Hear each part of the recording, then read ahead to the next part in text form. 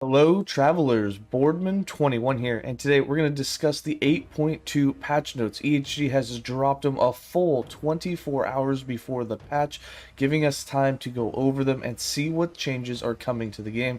This is the biggest amount of time they've ever given us with patch notes, and only the second time they've actually released the patch notes before actually dropping the patch. So very exciting to be able to go through them and see exactly what's changed and what we are going to be theory crafting and what to expect when 8.2 drops. Very first thing you'll find in the post is what time the patch is dropping tomorrow, along with a video of an overview of patch 8.2 by Judd.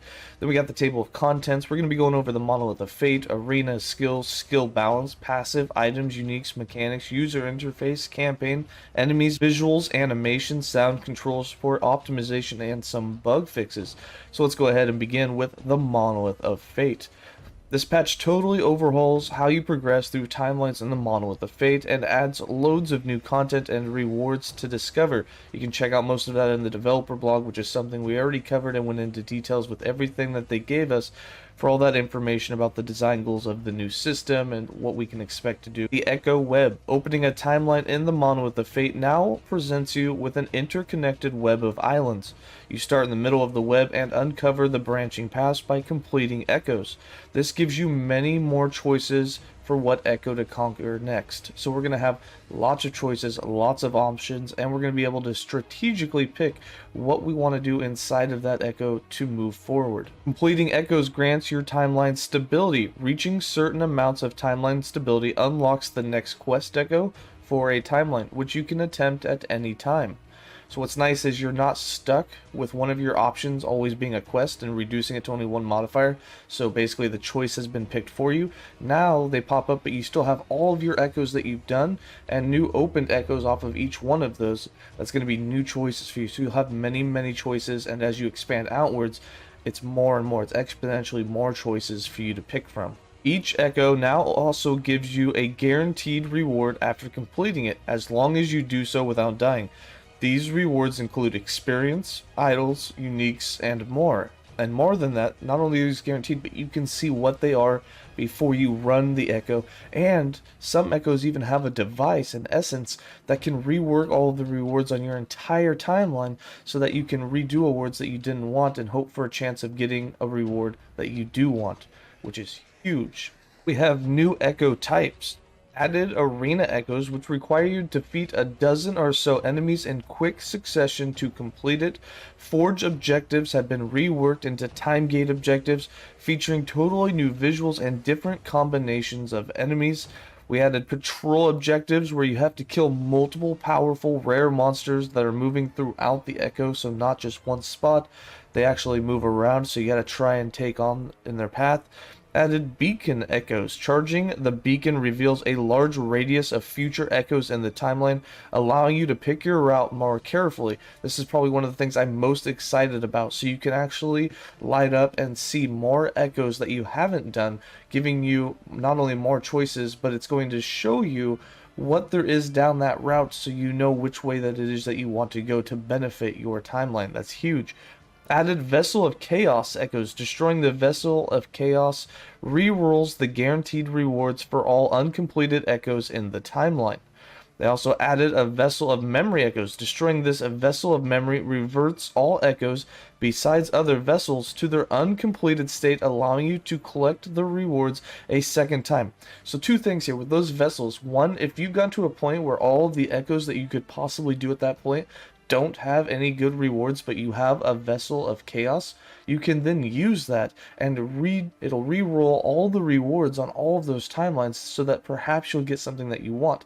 On the other side of things, if you have rewards, you've done them all, like you've done like a bunch of them and they are the exact ones that you wanted and they were good rewards, and you want to have another go at it, you can now use a Vessel of Memory, and it'll allow you to run all of those echoes again to claim those rewards that you really wanted and liked. So two really cool things to play around with there. And then we have added 3 new echo layouts, not including arenas. The Shade of Orobyss. Throughout the Monolith of Fate, you will encounter the many forms of the Shade of Orobyss. Defeating the Shade of Orobyss adds corruption to the timeline and resets the Echo Web, which will allow you to keep your timeline stability and modifiers to enemies and rewards. So once you defeat this, you keep the corruption, it resets the Echo Web, so you go back down to that starting point right in the center. But the fact that it lets you keep your stability and modifiers to enemies along with your rewards tells me that since stability has to do with quests, this allows you to instantly go back into the quest immediately and be able to redo your quest. Maybe it'll help boss hunting. I'm not 100% sure how to look at that, but we'll be in it soon enough to find out. Corruption increases item rarity, experience gained, monster health, monster damage, and how much timeline stability echoes give. Corruption also increases, I should also point out, that means that the higher the corruption is, the faster you're going to stack stability, which means the quicker that you can rerun those quest echoes, which means if you get to a really hard empowered point, you should be able to farm bosses pretty quickly. At least that's what I'm kind of getting out of this so far. Corruption also increases area level in standard timelines and increases the rarity of guaranteed echo rewards in empowered timelines. So what's cool about this is I'm not sure, so if you have a guaranteed echo reward of a rare item, what does increasing the rarity of that guaranteed item mean? Now maybe the reward is more meant to be like a normal or magic item and it could boost it up to a rare, or perhaps a rare could become an empowered item. That would be really cool, not empowered, exalted. That would be really cool if you can get to a point with enough increases of corruption that your rewards are actually exalted items. I don't know if it gets that high, but that would be pretty sick. Standard timelines start at 0 corruption and have a maximum of 50, while empowered timelines start at 100 corruption and have no maximum. The arena, some big changes for the arena. There are 4 new added arena layouts: a bridge arena, a gladiator arena, a nighttime floral arena, and an ominous underground arena, which sounds pretty cool that it's underground. They flattened out the terrain for the woodland arena, updated the visuals for Lagon's and Harrowitz arena. Void fused bears and void centipedes no longer spawn in the arena. This is huge because void centipedes sometimes took forever to kill, so this is really cool to see that those are no longer in there. And then they removed the desert and the tundra areas. They will still appear in the Monolith of Fate, however. Skills. For skills, you can see that we have the new Summon Stormcrow skill. They've also added Summon Volatile Zombies, which is unlocked at character level 16 for Acolytes. Volatile Zombies, sounds like you get them nice and early too, which is really nice. Trudge towards the nearest enemy and explode when they reach their target or die, dealing physical and fire damage. You can have up to 6 Volatile Zombies at once. Added Summon Stormcrows, which is unlocked at character level 16 for Primalist, which means you can use it with all of the masteries. Casting this skill summons enough Stormcrows to reach your companion limit. Stormcrows use lightning spells from a distance. After using the skill, you have access to Crow Storm, a targeted lightning spell that deals more damage per Stormcrow that you have active. And then they've removed the detonated corpse and removed Healing Wind, both from the Acolyte and the Primalist respectively. Alright, getting into the skill balance of some of the skills in the game, we have Elemental Nova. As many of you know, Elemental Nova is one of the most popular used skills on the Sorcerer, and it can be a very powerful skill. They've added a new node to the Fire Nova section that grants crit chance and armor shred chance. Luminaire adds a 40 mana per second cost from 35 and reduces the area of effect by 40% from 35. So a slight nerf there. It has a little less area of effect as well as a little more mana cost. They fixed the bug where Star Prism was only reducing the channel cost by 8% rather than the stated 10%. So glad to see that's fixed. That will help kind of offset the feel for the 5 mana per second increase. Protective Strikes now grants 20 ward from 10. We'll probably still never use that node. Magic Barrier increases ward gained by 20% from 10%, but can have 4 points allocated from 7. So you can now almost get the same effect or slightly more than the original effect, but with less points that you actually need to put into it. Probably still won't build into that. Spreading Frost has been reworked. Renamed to Freezing Cascade. It now has 100% chance for chaining Ice Novas on hit from 20%. So it seems like the Ice version of the skill is going to get a huge boost. This effect has a 5-second cooldown, but does not affect the cooldown of Elemental Nova itself. Chaining Novas deals around 120% more damage, so it's very powerful. Chaining Nova has around 230% more freeze chance, and Chaining Novas can no longer hit the same target. Okay, there's a kind of a nerf right there that you can't hit the same target with it. If Elemental Nova is triggered by getting hit, such as by Elementalist Adorned Arcane Idol, and it cast at target location by Arcane Projection or Ashen Crown, it will be cast at the attacker's location when possible. For Flurry, characters with Flurry specialized will receive a free respec for its tree. Fix the bug where Adrenaline Rush's more damage modifier did not affect damage over time and was not reflected in tooltip DPS while active. So what's cool here is this means that if you were playing a dot build with Flurry, you're going to see your damage go up a little bit. Inexhaustible grants 25% increased Adrenaline Rush duration from 50% and can have 4 points allocated instead of 2. So now it takes twice as many points to get the same effect. That's not as cool. I would pretty much consider that a nerf. Even though you get the same effect, you now have to spend 2 extra points to get it. Strained Reflexes no longer reduces the chance to gain Adrenaline Rush on hit, but can have 2 points allocated from 3 and requires 3 points in Exhaustible. Replace the node that grants poison chance per stack of Adrenaline Rush with one that grants more hit damage against rares and bosses per stack of Adrenaline Rush. So this kind of takes away from trying to build a poison build dot, but you can now have a good hit damage against rares and bosses with Flurry. So kind of cool to see that you can get a more hit damage modifier per stack that you have. That's going to make you want to build into that Adrenaline Rush. Blood Plague grants 4% bleed chance, that's up from 3%. Stolen Endurance can have 2 points allocated instead of 4. Kineticism can have 4 points allocated instead of 3. Deep Strikes can have 4 points instead of 3. Constrendo requires 1 point in Precision from 2. Precision requires 2 points in Deep Strikes from 1. Basically just a bunch of reworks on the tree where it looks like you can have a little bit more effect of some of the nodes, and they kind of rerouted what's required in order to move around the tree. Clarified that Flurry's Blood Play node grants a chance to bleed on hit rather than grants Flurry a chance to bleed on hit. Then we have Fury Leap. Characters with Fury Leap specialized will receive a free respec for its skill tree. Added a new node at the start of the tree that increases cooldown recovery and damage. So that right there is awesome. Cooldown recovery speed. We will now be able to Fury Leap more often. The question is, how much recovery speed can you build into? Ambush, Predator, and Crushing Impact now connect to this node rather than directly connecting to the start of the tree. Crushing Impact grants 30% increased stun chance from 35, but now also grants 30% increased stun duration.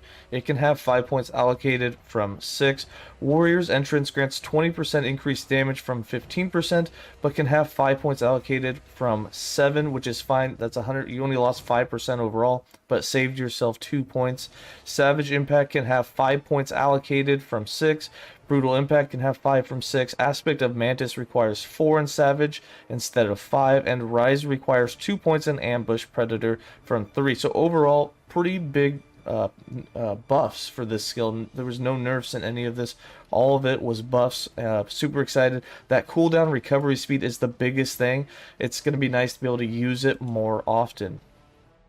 We have Holy Aura. Holy Aura now grants 15% elemental resistance from 30. It's going to be a little tougher to get that capped elemental resist just from Holy Aura now. Shelter from the Storm now grants 3% endurance per point instead of 5% poison resistance per point. That's huge. Endurance is going to be much easier to stack now. Added a new 1-point node, Purification, which cleanses ailments when Holy Aura is activated and grants 20% poison resistance. So some slight buffs except for the reduction of elemental resistance, which is already easy enough to get. You can get it outside of the Holy Aura skill tree. You can get plenty of that inside of the passive tree. So all big things for Holy Aura. Sigils of Hope. Fix the bug where casting Sigils of Hope with the Divine Flare node would create a new sigil after triggering Divine Flare. Fixed a bug where Sigils of Hope Wave of Light did not cause Divine Flare to chain. Two big things when it came to the Divine Flare, probably why it didn't feel that good. Reduced Wave of Light's mana consumed on each chain to 4 per point from 6 per point. Divine Flare's base damage has been increased to 60 from 25. Over double. That's huge. Divine Flare's added damage effectiveness has been increased to 300% from 125%. It's almost like we're definitely going to give this a shot at some point now that it might do really good damage. Divine Flare's Concentrating Flare node now gives more damage instead of more hit damage. Divine Flare's Energized Flow now gives added fire damage to Divine Flare for each second the sigil was active instead of base fire damage for Divine Flare. Divine Flare now gains 4% increased damage per point of attunement. Previously, it had no scaling. So, just overall, a bunch of buffs for the Divine Flare. Definitely going to go into that and try it out for damage in a build. For the Acolyte skills, the Abomination created by Assemble Abomination deals 23% more damage, and its health decays 15% more slowly. What's nice about this, it means it will last longer and do more damage. The Abomination will start to feel a little better, but I still don't think it's going to be one of the skills that we use the most, just because that DK is just so annoying and clunky in battle to try and do. Improved Drain Life's Tooltip DPS, it now handles conversion properly and does not act as if it's affected by changes to cast speed. Updated Harvest Learned Weakness node to specify that you must hit a cursed enemy to trigger the effect. This is not a change to the functionality. Harvest Double Edged Scythe Self-Bleed node now also adds 50% bleed effectiveness to bleed stacks afflicted by Harvest. That's a huge thing that's going to increase the damage of it tremendously. Rip Blood's Carrion Hunger node no longer prevents blood splatters. Rip Blood's Eviscerate node now only causes its blood splatter if you are not out of mana.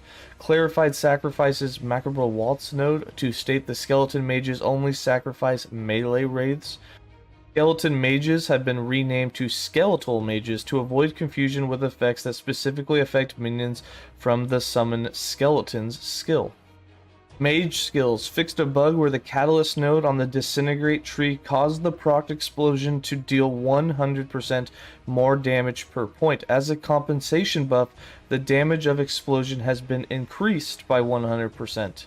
Fixed a bug where Volatile Flames node on the Fireball tree caused the proc explosion to deal 100% more damage per point. As a compensation, the damage of the explosion has been increased by 100%. So gonna have to test both of those. Have a feeling they're gonna do less damage than we were doing currently. Improved Lightning Blast Tooltip DPS when using the Insidious Conduction node, and the tooltips for Teleport and Surge now state that using one of them puts the other on cooldown, as they're both movement skills. For Primalist skills, Earthquake's Cataclysm node now converts all sources of Armor Shred to Ignite for Earthquake rather than just sources within Earthquake's tree. That's a huge thing. Summon Wolf's Safety and Numbers node now has additional functionality. When you cast Summon Wolf, you will now summon wolves up to your companion limit. What this means is you don't just summon one and then have to wait for the cooldown and then summon another one. When you use it and you have taken the Safety and Numbers node, you cast as many as you can have maximum all at once, and then you'll just have the Howl skill that you get while the wolves are at their maximum limit. So that's really cool. That's definitely going to make it faster whenever you like log into the game and stuff like that. Werebear's form, You're Saying Wisdom, now grants 200% global mana efficiency from 300%. This is a nerf, but 200 to 300% mana efficiency either way is a lot. So you should still be able to stay in Werebear form 100% of the time when you take that node. Werebear form's Woodland Bear no longer adds 15 to War's mana cost. It instead pays Entangling Roots mana cost when War is cast by Entangling Roots. So here's the problem with this. Entangling Roots is an expensive skill. Like minimally, you're looking at like 36 mana with it if you take all the mana efficiency nodes. It can be as much as like 80 mana. If it costs 80 mana to use now whenever you war, that means that you will no longer have 100% uptime of Entangling Roots while in Werebear form. However, if this 200% global mana efficiency still works for Entangling Roots or for war when you take that, it may reduce it down to a point where you could still do it. But basically what this gets rid of is the fact that Entangling Roots is no longer going to give you the mana. So if you use Mana Bloom and get the 1 mana per second, you're no longer going going to be able to avoid the cost while in werebear form of the skill itself by getting Mana Bloom to give you mana back. So this could be a nerf that means that it's no longer a viable way to have 100% uptime through the use of entangling roots in the Mana Blooms. That's a big nerf if that's what happens there. It means that 100% crit chance and getting your mana back swipe cost refunded is going to be the only way. Added ability tooltips to nodes on the Summon Sabertooth tree, and clarified that Blizzard is cast by Storm Totems and scales with the totem's stats. For rogue skills, Synchronized Strike's Dark Allies node has been clarified with alt text stating its effect is not cumulative with other sources of additional maximum shadows. Decoys, Frostfire Powder now converts Ignite Chance from all sources to chill. Previously it was supposed to convert Ignite Chance from its tree, but it was not working. Clarified that Ballista's Contaminating Shot affects Ailment Chance, effect, and duration. Clarified that combining Shuriken's Blade Shield with Pierce does not allow each Shuriken to hit an individual enemy more than once. For Sentinel skills, Forward Strike's Put to the Sword node now converts Critical Strike Multiplier to Bleed effect. Previously it was Bleed Chance. Forward Strike's Singular Craft node now gives 100% bleed chance. Lunge and Shield Rush now state that using one puts the other on cooldown. Shield Bash's Perfect Bulwark node has been clarified to state it lasts for a limited number of hits within 4 seconds after using Shield Bash. This is not a change to its functionality. Smite's Descent node now states that using it or Lunge Shield Rush puts the others on cooldown. That's also not a change to functionality. Warpath's first hit now occurs right away rather than be slightly delayed. Clarified Warpath's Reckless Combatant node to specify that it gives more melee damage while spinning with a two-handed weapon rather than more Warpath melee damage with a two-handed weapon. This is not a functionality change either. And then they improved Warpath's tooltip DPS calculator. Alright, there's a lot of patch notes. This video is starting to get really long. I'm going to go ahead and make this part 1, and we'll continue on in part 2.